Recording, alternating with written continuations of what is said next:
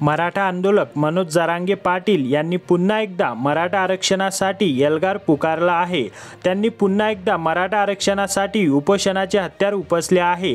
एका वर्षात त्यांच्या आंदोलनाने राज्यात मोठी हालचाल घडवली आहे। या आंदोलनाचा फटका लोकसभेला दिसून आला।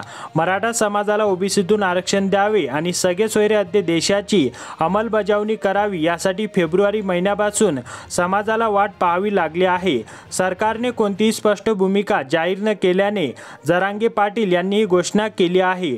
मनोज जरांगे पाटील यांनी मराठवाडा मुक्ती संग्राम दिनाच्या एक दिवस अगोदर 16 सप्टेंबर पासून उपोषणाला सुरुवात करणार आहे। ओबीसीतून आरक्षण देण्याची मागणी त्यांनी लावून धरली आहे। गेल्या 2-3 दिवसात अंतरवाली सराटीत मोठ्या घडामोडी घडल्या।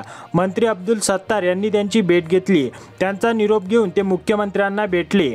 त्यानंतर धनंजय मुंडे हे सुद्धा अंतरवाली सराटीत दाखल झाले आणि त्यांची भेट घेतल्याची बातमी येऊन टेपली।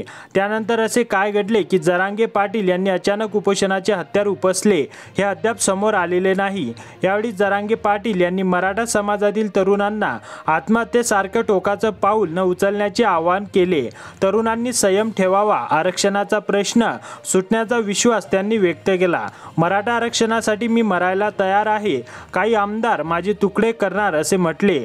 मी शहीद होण्यास तयार आहे असे जरांगे पाटील म्हणाले। तर तुम्हाला जरांगे पाटील यांचे वक्तव्य कसे वाटले ते कमेंटमध्ये नक्की सांगा आणि चॅनलला सबस्क्राइब करा।